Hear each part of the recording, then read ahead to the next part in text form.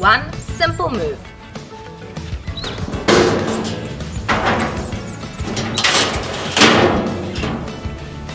Ta-da! And now I'm going to close it.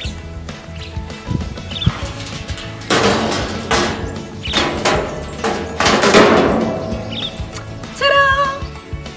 We get a lot of customers asking us what is the use of an amber maker.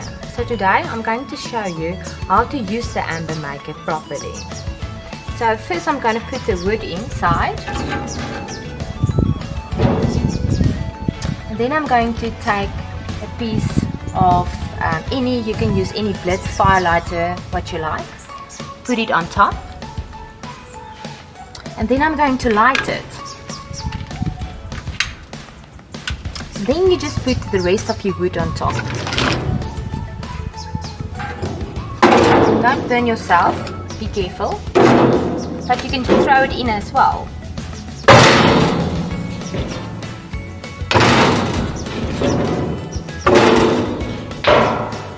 So we're going to prepare our steak, our beautiful steak for today. So here it is. It's a nice fillet, a thick cut, because we like it medium to rare. Then you go always for the thicker cut. Lemon juice and garlic flakes. Yay!